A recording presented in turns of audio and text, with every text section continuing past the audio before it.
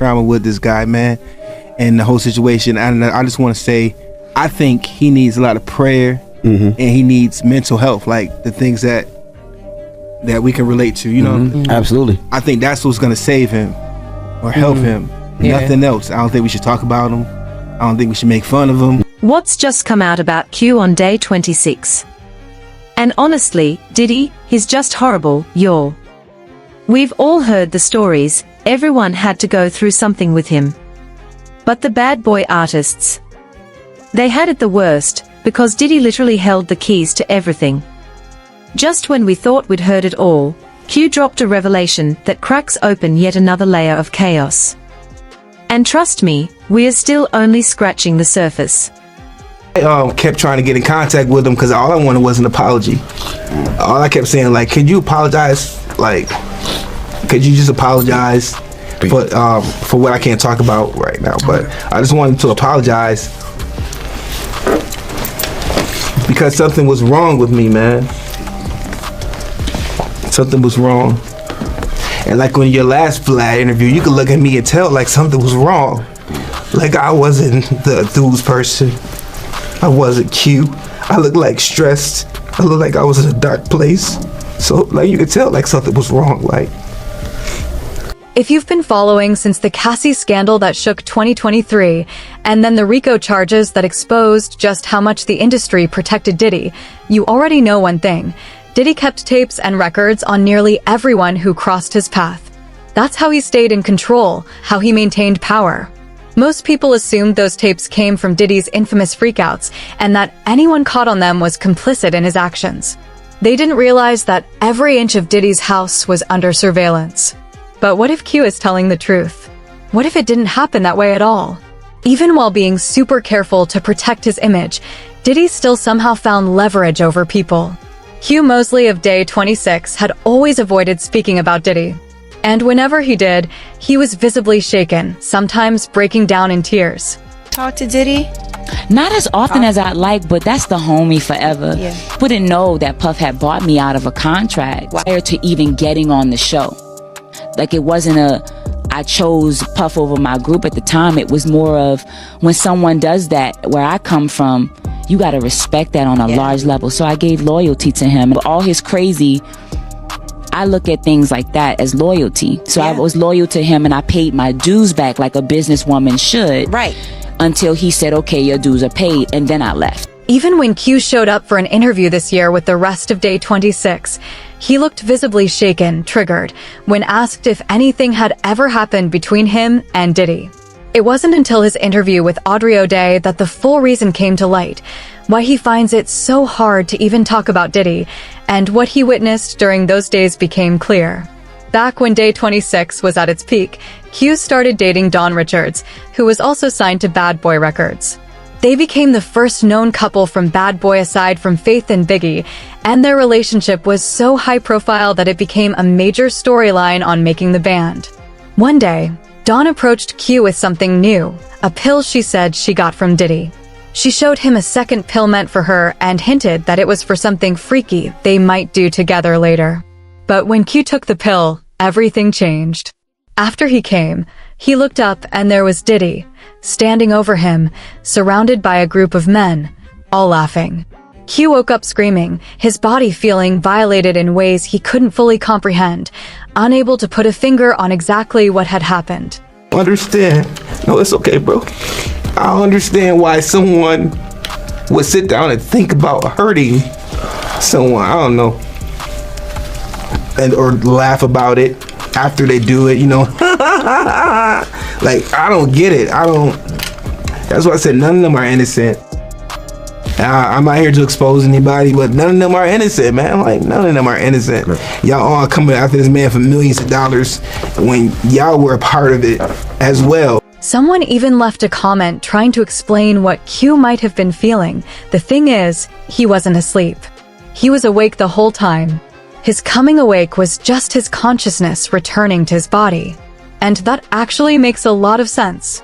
It wasn't until he started poking Dawn that he realized the pill wasn't just recreational, it was more like a horse tranquilizer. It gets even wilder. Dawn never actually took her pill. She only pretended to. giving Q a false sense of security. Once she saw he had taken the bait, she spat hers out and told Diddy he could come in. Q revealed there were 2 red pills. Dawn never took hers. That part always haunted me, he said.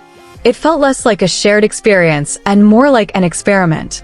I was a lab mouse in a twisted trial to see how fast I would collapse. My trust had been manipulated, my vulnerability exploited. Afterward, Q experienced disturbing psychological effects, auditory hallucinations, racing thoughts, intense paranoia, crushing anxiety. His memory started slipping, his thoughts weren't clear. He even had to relearn basic skills with the help of doctors and loved ones. The pill broke me mentally, emotionally, spiritually, he explained. And he wasn't just implicating Diddy, he suggested Dawn Richards may have been a possible accomplice. Dawn fired back with a statement of her own. I want to be unequivocally clear. I have never drugged anyone nor given anyone pills. The suggestion is categorically false. If such a belief were genuine, it would be inconsistent with my actions, inviting you into my home, meeting your family, continuing our relationship, attending social events without you, and interacting with others you had concerns about. Many of these actions happened while I wasn't present. Do we need more evidence? Her statement immediately raised eyebrows. It mirrored the same strategy Diddy and the Cassie jury used, questioning why Q would remain in her presence if she had truly done something so heinous. And the timing was curious. Dawn claimed she didn't know about the incident, yet she seemed aware that Q introduced her to his family afterward. How could she know his behavior after the fact if she wasn't present? Eventually, Dawn took down the statement. But before she did, someone else, Diddy's former chef, Jordan, stepped in to defend her, claiming Dawn wasn't lying and that Q's feelings were his alone. My ex at the time, which was Dawn, she gave me an ecstasy pill. And she said... Is that what she said it was? Yeah, she said it was ecstasy, and she said it was from Puff to give to me. And it was red.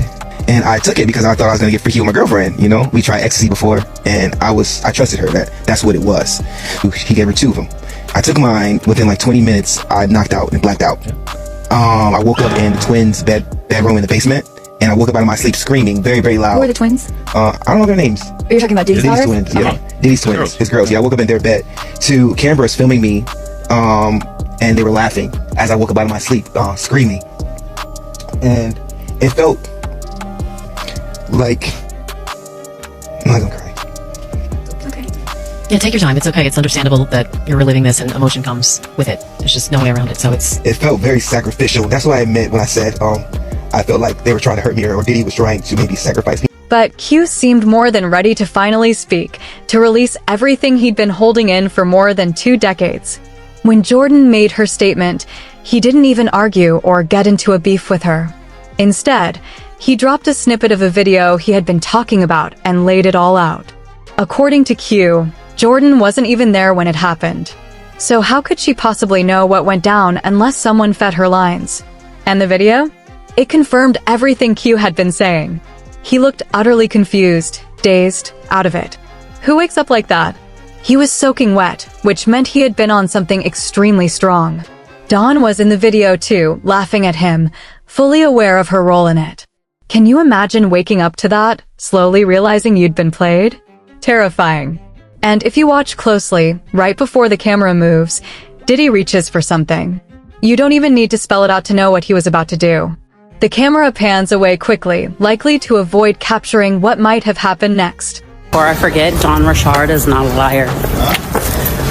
Don's not a liar.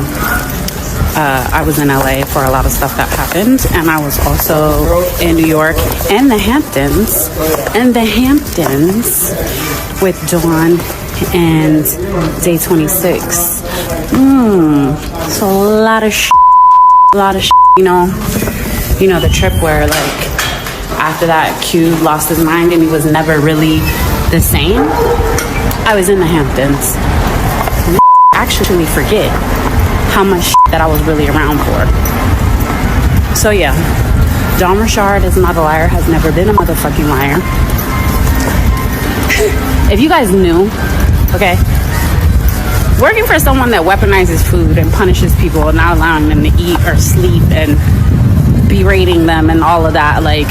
Say what you want about Q of day 26, but when it comes to Diddy, his story has never changed. It's hard to believe he was exaggerating or playing for clout. And honestly, the internet seems to believe him. If we're going to give Cassie the benefit of the doubt, Q deserves the same courtesy. Some are defending Dawn while ignoring her harmful actions toward her group members and Q. Yet they praise Diddy, only to later sue him. The inconsistency is glaring. She's always been a pick-me.